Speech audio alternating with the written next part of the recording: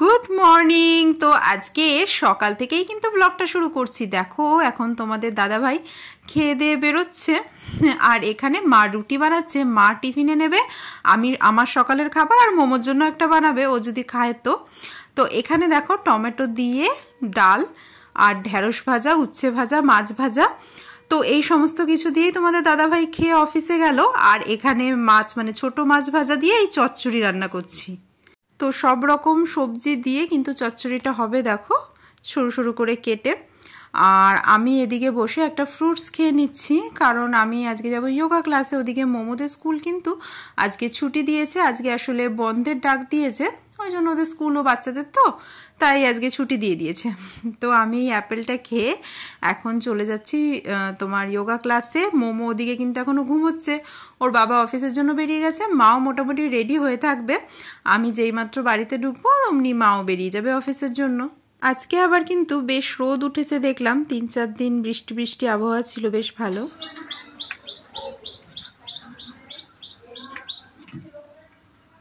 তো আজকে বন্ধ ডাকলেও মোটামুটি ট্রেন কিন্তু চলছে। তোমাদের দাদাভাই অফিসে গেল, কিছু বলল না। আর মাও বেরিয়ে আমাকে মানে খবর দিল যে না, ট্রেন সবই চলছে, সেরকম কিছু বন্ধ হয়নি। তো দেখো এই যে আমি এই রাস্তাটা ধরলাম, রোদটা একটু কম থাকে এই দিকটা, একটু গাছের ছায়াটা পাবো এই আর কি। তো তারপর যোগা ক্লাসে গিয়ে আর সেরকম তো কিছু ভিডিও নিইনি, তো চলে আসলাম। আজকে কি হয়েছে, ওখানে তোমার কারেন্ট কিচ্ছু ছিল না, আর গরমে পুরো মানে ঘেমে গেছি। ঘুম ভেঙেছে সোনা? চলে গেল মা। আমি তো এসেছি, এইসব খেলনা তোমার?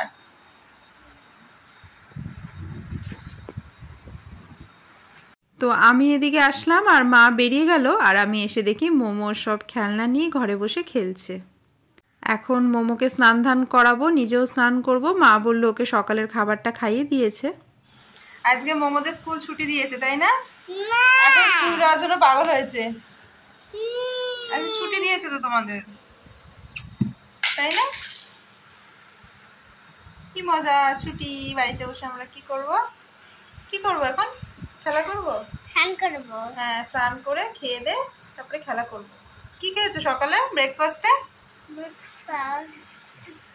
কি খেয়েছো বলো? ব্রেকফাস্টে তো দুধু, তো দুধুর হাগু হাগু। আজকে ব্রেকফাস্টে মোমো খেয়েছে, নুডলস।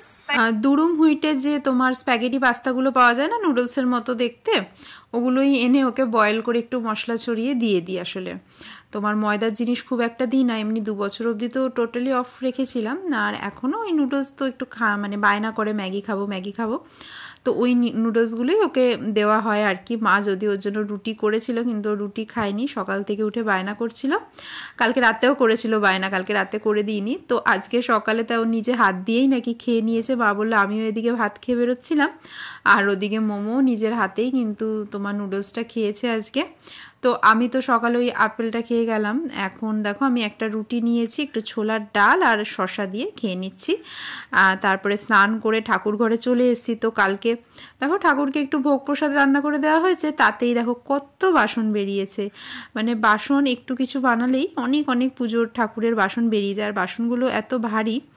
তো এখানে দেখো আমার আর দিদার জন্য 2 ভাগে ফুল রাখা আছে মানে মার, তারপরে তোমাদের দাদাভাইয়ের তো পুজো হয়ে গেছে, তো আমাদের জন্য ওরকমভাবে তোমার ভাগ করে রেখেছে, যাতে কারোর কম না পড়ে, যেটুকু যা ফুল পাওয়া যায় এরকমভাবেই আমরা মিলিয়ে মিশিয়ে পুজো দিয়ে দিই।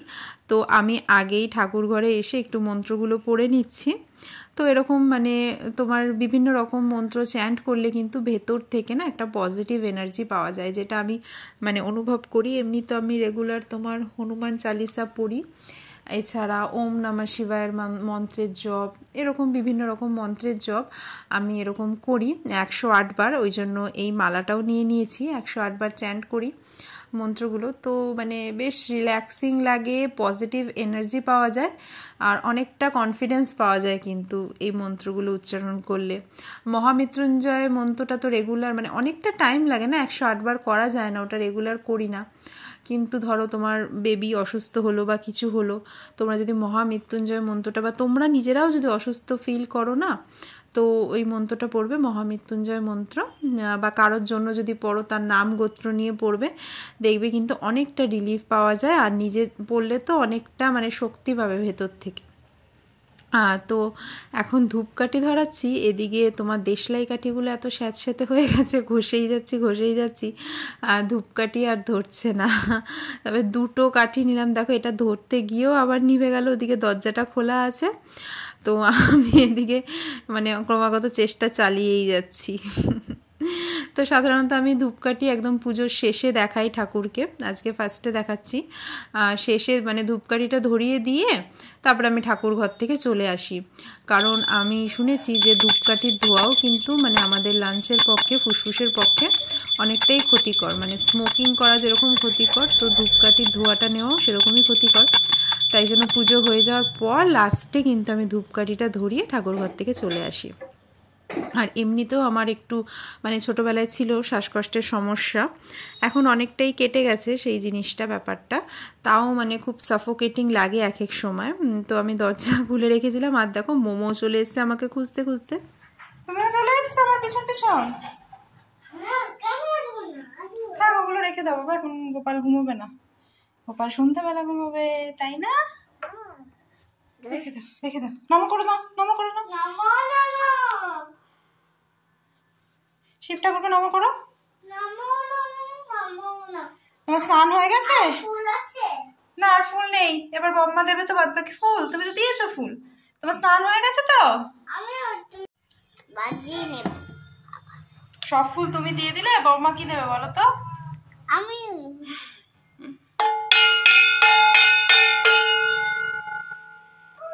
স্নান করে রোজ আগেই ঠাকুর ঘরে চলে যাই, তারপরে নিচে এসে কিন্তু সিঁদুর টিঁদুর গুলো পরে নিই। চুলটাও রোজ ভিজাই না, যেদিনকে শ্যাম্পু করি সেদিনকেই ধোয়া হয়। কোলে নেব? হ্যাঁ, দাঁড়াও আমি সিঁদুরটা পরে নিই। না আমি সিঁদুর পরবো।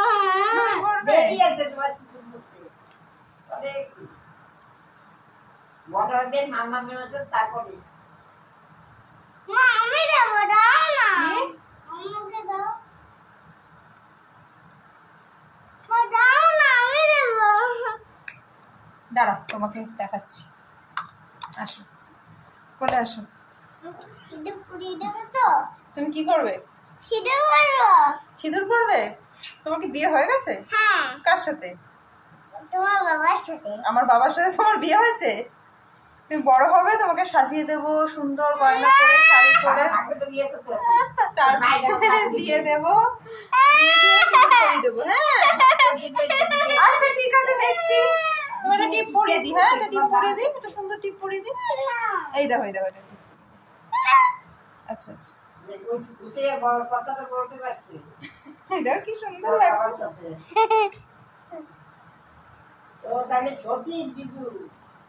ইমা আবার তুলে দিলি কেন? কি করছিস? মেয়ের মতো ছোটবেলায় কিন্তু আমিও খুব সিঁদুর পরার বায়না করতাম, জানো তো। সে কটা হেপে বেবে কাটু। মা মাসি এদের কাছে একবার আমি ন্যাড়া হয়ে এসেছিলাম, আর সেই কি কান্না, ন্যাড়া মাথায় কোথায় সিঁদুর পরবো। তো তখন ওরা আমাকে ওই টাক মাথাতেই সিঁদুর পরিয়ে দিয়েছে, তখন সেই আবার কি হাসি, মানে আমার ধারণা ছিল চুল থাকলেই একমাত্র সিঁদুর পরা যায়। কি হয়েছে তোর এত বায়না? মানে আমি ফোন নিয়ে ভিডিওটা শেষ করবো বলবো, তো মোমোকে দিতে হবে ফোনটা। কি বলবি বল, এত কান্দিস না, বল। বলবি না? এত কান্না কি আছে? তুমি কি ফোনটা ধরতে পারো বলো? ও হাতে ফোন নিয়ে করছে, তো এবার ঠিকঠাক হচ্ছে না, ফোনটা নড়ে যাচ্ছে, আর এখন কান্না শুরু করেছে দেখো। তো চলো ব্লগটা শেষ করছি। সকাল থেকে সকাল থেকে কি করলাম তোমাদের সাথে সবকিছুই শেয়ার করলাম। আজকে ব্লগটা এখানেই শেষ করে দিচ্ছি, কারণ এরপর তোমাদের সাথে ভিডিওটা শেয়ারও করার আছে। কালকের ভিডিওটা মানে এখনো এডিট হয়নি বলে দিতে পারছি না, মানে জন্মাষ্টমীর পরের দিন কি মানে ঠাকুরকে ভোগ রান্না করে দিলাম, সেটা তোমাদের নেক্সট ভিডিওতে শেয়ার করে দেবো। আর আজকের ব্লগটা এখানেই শেষ করছি। মোমো দিয়ে কান্নাকাটি লাগিয়েছে, ও ভিডিও করবে আমার ফোন দিয়ে, ফটো তুলবে, মানে ও পারে না কিন্তু তাও মানে ওর মানে করবে আর কি। আসলে মানে ওর মনে হয় যে ও ফটো তুলবে ভিডিও তুলবে সেটাই। তো আমি ওকে বললাম ঠিক আছে দাঁড়া আমি আগে করে নিই, বলে নিই, তারপরে তুই বলিস। সারাদিন ধরে এখন সারাদিন আমরা মা মেয়েই খেলাধুলা করব। আজকে স্কুলও হলো না, তারপরে বিকেলে আবার পড়তে বসাবো। তো চলো টাটা। আশা করি তোমাদের ভিডিওটা ভালো লাগলো। কেমন লাগলো অবশ্যই কমেন্ট করে জানিও। তো আবার তোমাদের সাথে দেখা হবে নেক্সট ব্লগে। সবাই খুব ভালো থেকো, সুস্থ থেকো, টাটা।